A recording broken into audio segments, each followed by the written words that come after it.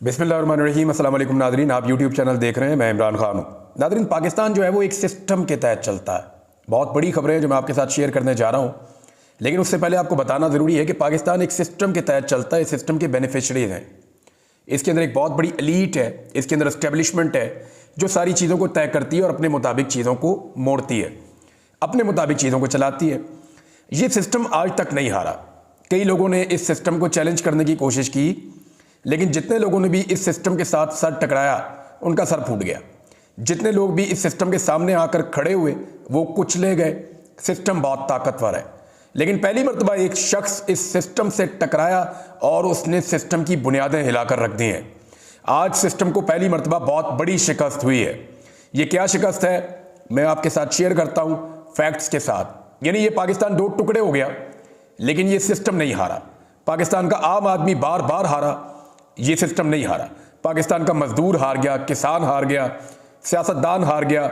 जितने मुहिब्बे वतन पाकिस्तानी हैं जिन्होंने कभी आवाज़ उठाई वो सारे हार गए, लेकिन सिस्टम नहीं हारा। पहली मर्तबा सिस्टम को शिकस्त हो रही है, और ये कैसे हो रही है मैं आपको बताता हूं। पाकिस्तान तहरीक इंसाफ के MNAs को तोड़ना था, और ये कोई बहुत बड़ा टास्क नहीं था। पूरा सिस्टम इसके ऊपर काम कर रहा था, और सिस्टम ने इतने बुरे तरीके से आज तक काम नहीं किया जितने बुरे तरीके से अब काम किया।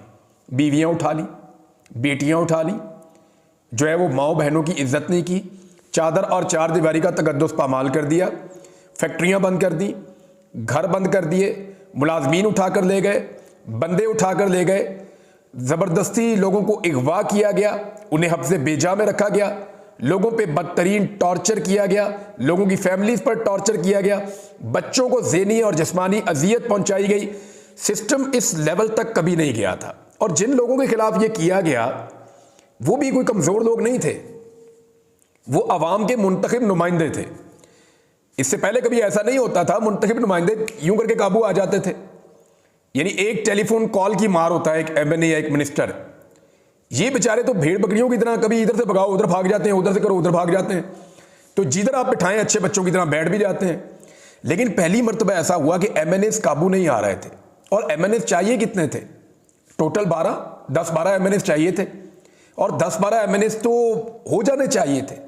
लेकिन सेनेटर में और MNA में एक फ़र्क होता है, वो मैं आपको ज़रा बता देता हूँ। हुकूमत के पास 6 से 7 सेनेटर कम थे, हुकूमत के पास 10 से 12 MNAs कम थे। मैं ज़रा थोड़ा सा फ्लेक्सिबल कर रहा हूँ, एग्जैक्ट नंबर मुझे पता है, लेकिन थोड़ा सा मार्जिन में रख रहा हूँ। तो सेनेटर्स का मामला यह है कि वो इलेक्शन लड़कर नहीं आते, ये मैं आपको क्लियर बता दूँ। सेनेटर जो है वो ज़ाती ताल्लुकात की बुनियाद पर, सियासी लीडरशिप के साथ ताल्लुकात की बुनियाद पे, या एस्टेब्लिशमेंट और सिस्टम के अंदर उनकी एक अच्छी बातचीत होती है, उस बुनियाद पे सेनेटर जो है वो अवामी वोट के बगैर जो अवामी मुंतखब नुमाइंदे हैं उनके साथ गेम करके वो सेनेट में आ जाते हैं। उन्हें पब्लिक के पास नहीं जाना पड़ता। सेनेटर को जाके घर घर दरवाजे दरवाजे पे गली गली मोहल्ले मोहल्ले वोट नहीं मांगना पड़ता। सेनेटर जो है वो लोगों के वोट का मोहताज नहीं होता। तो इसलिए सेनेटर इस बात को इतना समझते नहीं है, और उनको खरीदना उतना मुश्किल नहीं होता। अगर आप एक बड़ी अमाउंट लेकर बैठ जाएं, जैसे कि 100 करोड़ की आजकल बात हो रही है, तो सेनेटर खरीदे जा सकते हैं। पाकिस्तान तहरीक इंसाफ के 2 से 3 सेनेटर्स कंप्रोमाइज हुए, जिनमें खातून सेनेटर भी हैं, एक खैबर पख्तूनख्वा से हैं, और एक और सेनेटर का भी नाम आ रहा है, गालिबन वो भी खैबर पख्तूनख्वा से हैं। तो 3 सेनेटर्स कंप्रोमाइज हुए, और उन तीनों को यकीन है कि शायद दोबारा उन्हें पाकिस्तान तहरीक इंसाफ सेनेट में इलेक्शन लड़ने के लिए टिकट ना दे। हो सकता है वो दोबारा सेनेटर ना बने, तो क्यों ना वो अपनी जिंदगी बना ले 100 करोड़ से, लेकिन वो भी बहुत मुश्किल है। वो इसलिए मुश्किल है कि लोग जीना हराम कर देंगे। ये पाकिस्तान में रहे, पाकिस्तान के बाहर दुनिया में कहीं पे भी रहे, हर तरफ पाकिस्तानी मौजूद है, और पाकिस्तानी आकर इनको बताएंगे कि आप लोगों ने गद्दारी की, आप लोगों ने आइन के ऊपर हमला किया, और आप लोगों ने पैसे की खातिर अपने ईमान को बेचा है। फजल रहमान साहब के साथ ये हुआ, बाकी जमातों के सेनेटर तोड़ने की, जोर लगाने की कोशिश की जा रही है। लेकिन MNAs ने क्योंकि जाना होता है पब्लिक के पास, उन्हें ये पता चल गया जी पहले तो हमें एस्टेब्लिशमेंट इलेक्शन जितवा देती थी, पहले तो एक टेलीफोन कॉल आती थी हमें इलेक्शन जितवा दिया जाता था। अब वो वाली मौजें नहीं है। सारे के सारे MNAs जो जीत कर आए हुए हैं हुकूमती जमातों के, वो सूली पे टंगे हुए हैं। करोड़ों रुपया लगा के उन्होंने इलेक्शन लड़ा और इलेक्शन हार गए सारे। को 15-20 इलेक्शन वो जीते हुए हैं, बाकी सारे ही हारे हुए हैं। अब जो इलेक्शन PMLN के, पीपल्स पार्टी के, MKM के लोग हारे हैं, वो उनको जाली फॉर्म 47 दिए गए कि जनाब ये जाएं आप मेंबर असेंबली हैं। मामला यह है कि वो भी ये जानते हैं कि बार बार हमें फॉर्म 47 नहीं मिलना, हमने जाना पब्लिक के पास ही है, तो बेड़ा गर्क हो जाएगा।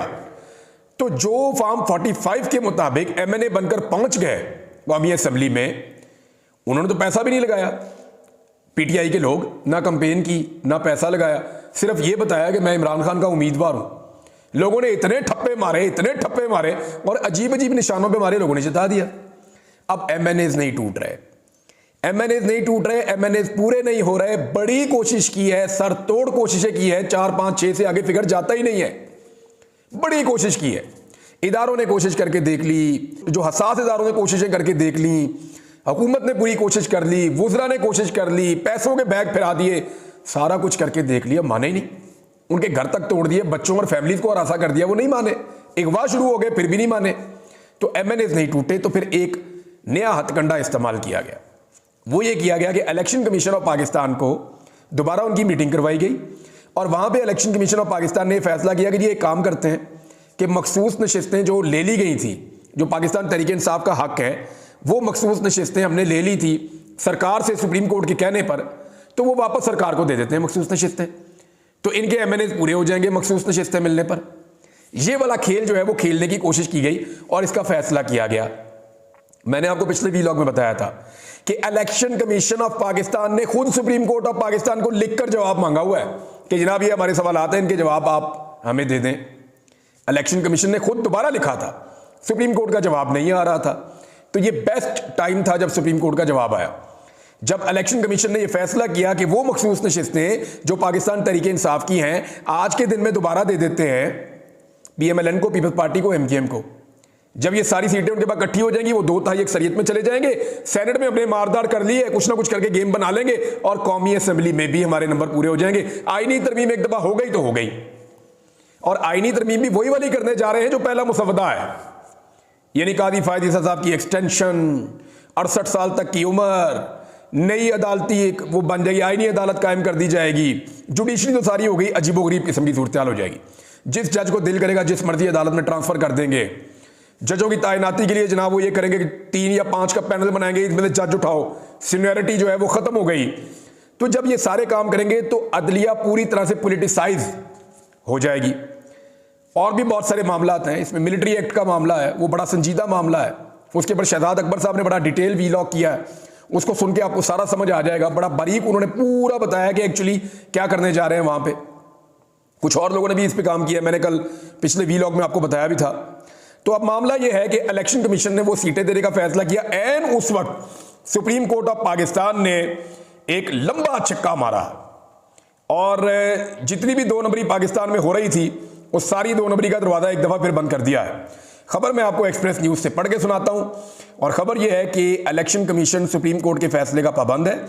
सुप्रीम कोर्ट की मखसूस नशिस्तों के फैसले में दूसरी वजाहत सामने आ गई, लेकिन याद रखिएगा बहुत सारे सहाफ़ी, बहुत सारे सियासतदान वो आपको अब ये कहेंगे कि सुप्रीम कोर्ट कौन होती है वजाहतें पेश कर रही है, सुप्रीम कोर्ट कौन होती है कि ऐन मौके के ऊपर जो है उनका नोट आ जाता है।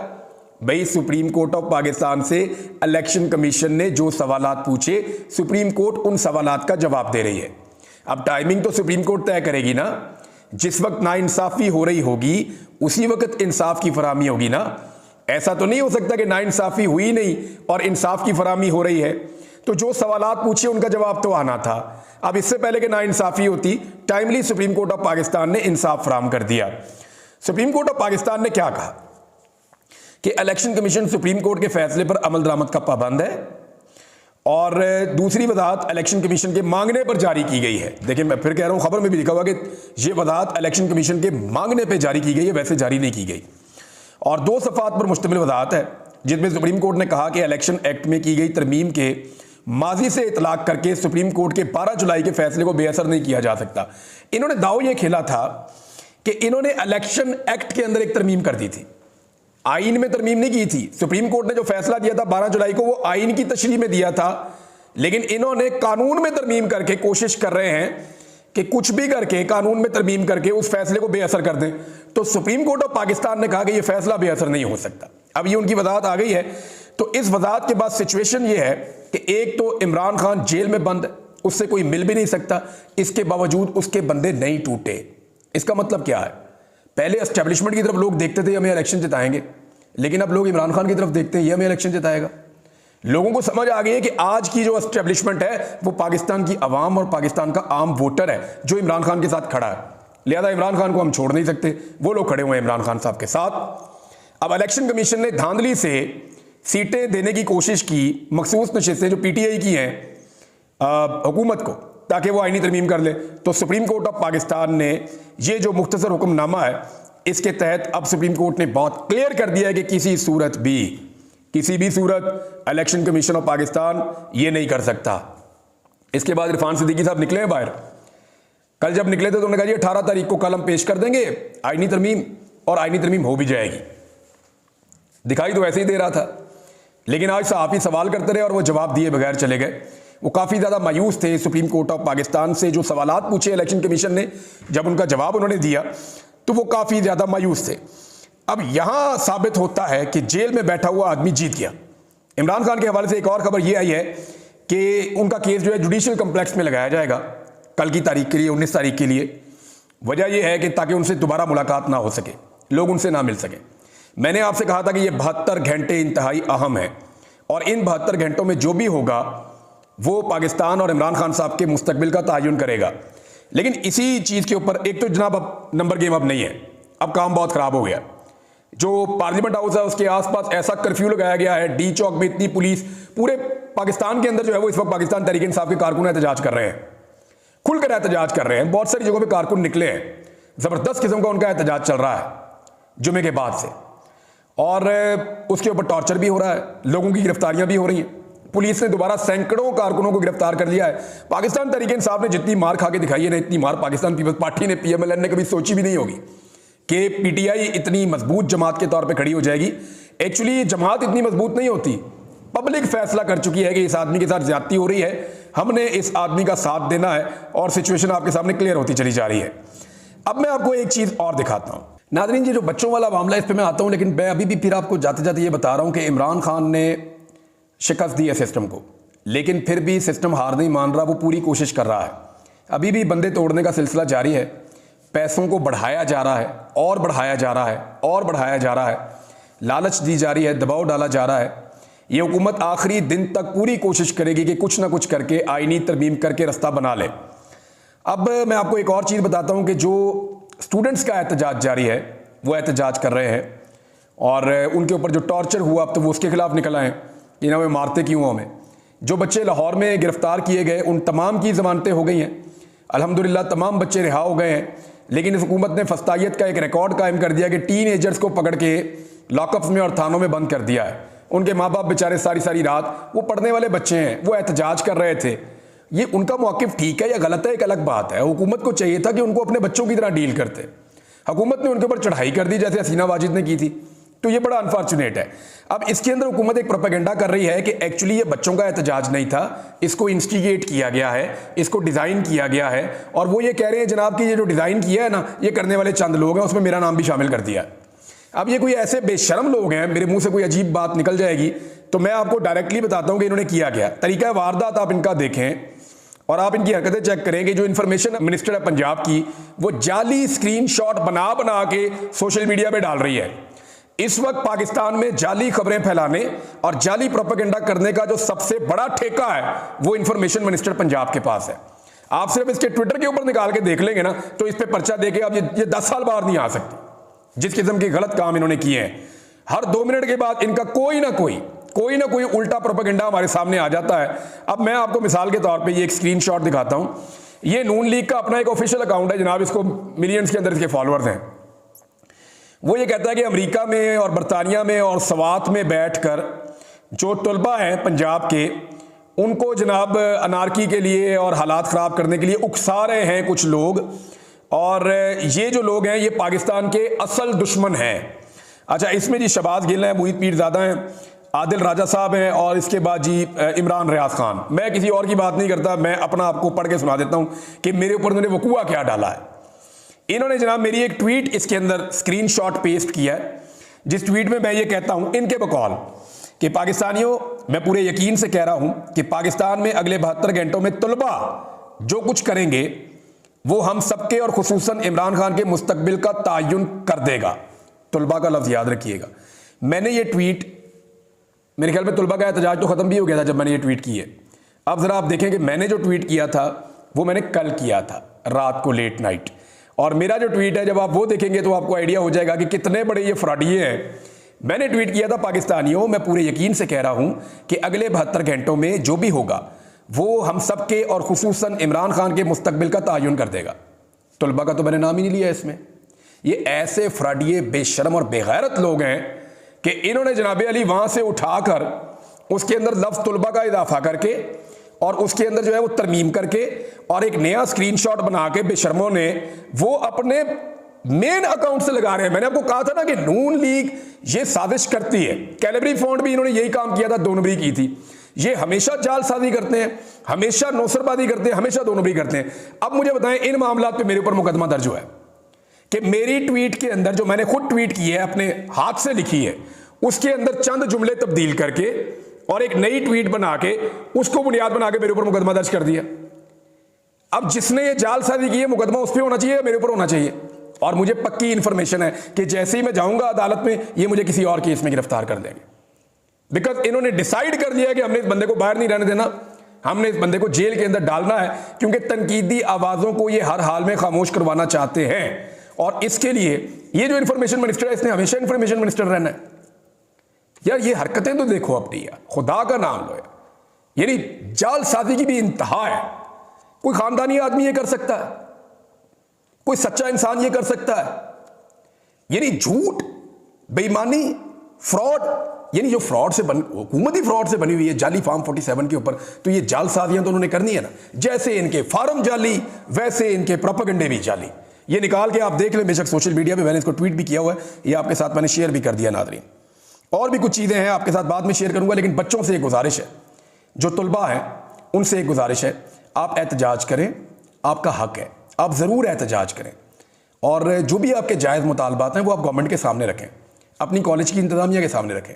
हम स्टूडेंट से हम भी एहतजाज करते थे, कोई चीज़ बुरी लगती थी प्रोटेस्ट करते थे, सवाल उठाते थे, जवाब मांगते थे। आप तो हमसे ज़्यादा एडवांस हैं, हमसे ज़्यादा बेहतर है, और आप हमसे ज़्यादा यानी सच्चे खरे भी हमसे ज़्यादा हैं आप। ये जो जनरेशन अब आई है ना, इसके अंदर उस किस्म की मफामत नहीं है जो हमारे अंदर थी। तो हम तो कई चीज़ों को बर्दाश्त करते थे, आप तो झूठ को बर्दाश्त भी नहीं करते। लेकिन एक गुजारिश है आप लोगों से बच्चों, छोटी सी गुजारिश है, ये जो स्कूल है ना और तालीमी इदारे हैं, ये आपके अपने हैं, ये आपके अपने, आप इनके मालिक हैं। आज आप इनमें पढ़ रहे हैं, कल आपके छोटे बहन भाई इनमें पढ़ेंगे, हमारे बच्चे इनके अंदर पढ़ेंगे। तो आप एहतजाज करें, आवाज़ उठाएं पुरअमन तरीके से, लेकिन तोड़ फोड़ ना करें। तालीमी इदारों को ना तोड़ें, आप इनके मालिक हैं, ये आपकी मलकियत है, इनका ख्याल रखें। अब तक के लिए इतने, अपना ख्याल रखिएगा, अपने चैनल का भी। अल्लाह हाफ़िज़।